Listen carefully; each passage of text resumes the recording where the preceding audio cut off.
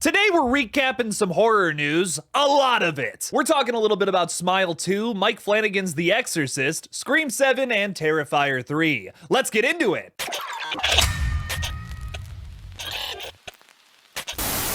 Hey everybody, I'm Killjoy Jake, and instead of having friends, I have horror movies. Kicking off today's recap video, we have a brand new poster for VHS Beyond that teases the cosmic terror of the 7th installment. As we learned during the film's announcement at New York Comic-Con, this entry will take the VHS franchise to space as the tagline, "No safe space," would suggest. If I had to guess, that skeleton's cavernous mouth portal isn't a safe space at all. Get out of there, little dude! We also got another look at Jordan Downey's Stork segment recently that features this big-mouthed zombie creature. From the teaser we got recently, it looks like cops are going to be fighting these monsters in an abandoned house somewhere, and with a chainsaw. Art the Clown and Leatherface would be so proud. I've seen a few stills from this segment that I probably shouldn't publicize in a big video like this, but let's just say we're in for a Carnage Candy delight here. The Thanksgiving guy is doing something wild with this one. I'm really excited to see VHS Beyond dropping exclusively to Shudder on October 4th. Look out for it here in just a few more weeks.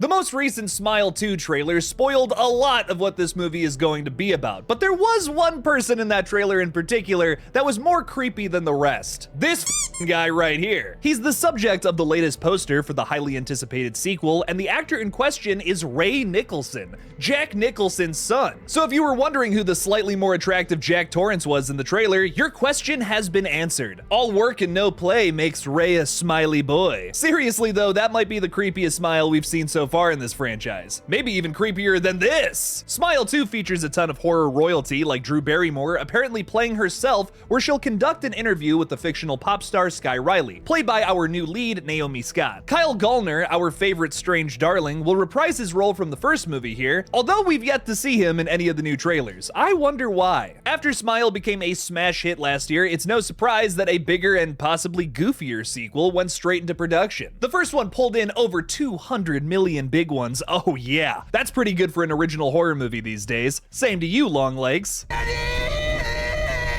I cannot wait to see this one in theaters on October 18th of this year, just a week after the release of Terrifier 3. Having trouble sleeping? Are nightmares keeping you awake at night? Is a burnt-faced man with knives on his fingers running after you in an ugly red and green sweater? Ugh! Try coffee, the new coffee maker that you can store right under your bed. The coffee maker is laced with hypnocil, so even if your dumbass falls asleep, you won't get turned into a blood geyser like horny Glenn here. What an idiot! Chug all the bean and chemical juice you'd like while watching the new horror hot takes from Killjoy Jake on A Nightmare on Elm Street 1984. It's a Patreon exclusive series that totally rocks, and Art the Clown level patrons get to choose the movies I cover. So one of you can even suggest the Nightmare remake, although I really hope you don't, that one sucks. Support this channel on Patreon by clicking on the link in the description of this video. Become a Ghostface or Art the Clown member now to check out this weekly series. Thank you to all of my supporters. Now let's get back into the updates. Blumhouse making the decision to hire Mike Flanagan and dump David Gordon Green is one that I'm currently celebrating over a little bit. A rare Blumhouse W. Flanagan's new movie won't continue the abysmal story from Believer, thank God, and will be a new take on the franchise overall. During an interview with The Hollywood Reporter, Flanagan said a few things about this new continuation that again has me cheering him on and pitching a tent in my pants a little bit. Flanagan said, "We aren't making this easy on ourselves, but I've always felt that there's no point in going into a franchise or into a property that monolithic unless there's something new you can bring. I chased The Exorcist very aggressively because I was convinced I had something that I could add. This is an opportunity to do something that I believe has never been done within the franchise, something that honors what came before it but isn't built on nostalgia. I really just saw an opportunity to make the scariest movie I've ever made. I know expectations are high, no one's more intimidated than I am. This right here is how you continue the Exorcist franchise, my friends. In a world where every year since 1973 we've gotten some sort of demonic possession movie that feels tired, repetitive, yada yada yada, blah blah blah, piece of poop, the only reason one should dabble in this subgenre at this point is to innovate. Whether Mike does that or not is yet to be seen, but his motivations are in the right place.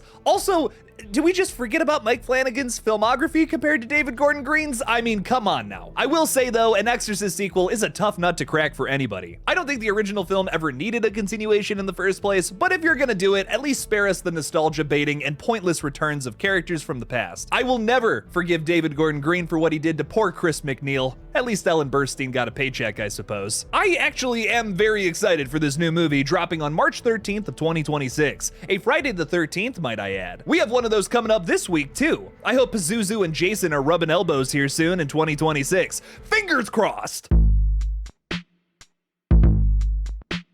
Another Terrifier 3 popcorn bucket has been revealed, and it's even better than the others. It's Arthur Claw's head, which feels right in line with the Ghostface and Billy the Puppet buckets I already have on my shelf. I'm dying to get my hands on one of these before the new movie drops on October 11th. That's the kind of popcorn bucket we needed for this movie. Nice! As Adele once said, rumor has it.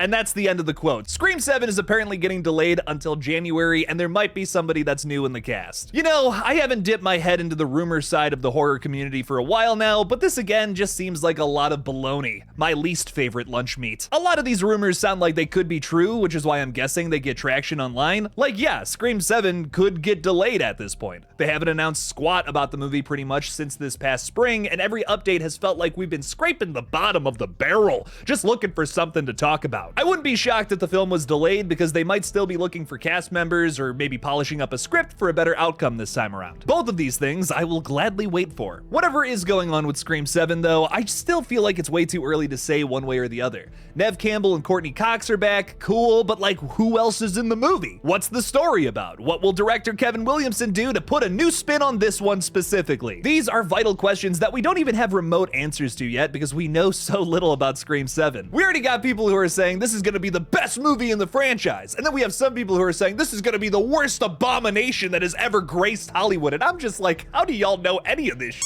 I'm hoping for actually something soon, but for right now, my opinion is still in a bit of a limbo. I'm still pretty bummed out about not seeing Melissa Barrera in this new one, so the cast better be exceptional. I have some pretty high standards here, all things considered. If they announce a Sci-Fi Channel CW level cast for this new movie, like the new Final Destination film, I'm definitely going to have my doubts. But I'm keeping my fingers crossed that Ghostface's 7th outing is a banger for now. Hopefully we get a tangible update this month. Nothing would make this Scream fan happier. Before we wrap up today's video, I'd like to ask you all to subscribe to my gaming channel, GullGotha. I'm not super active there right now, but once spooky season's over, I'll start posting there daily, so go subscribe and help me hit 1,000 subs. Thank you to everyone who has already checked it out. What did you guys think about this horror recap video? Which updates had you the most excited? Leave me something about it in the comments below, and as always, don't forget to kill it out there, y'all.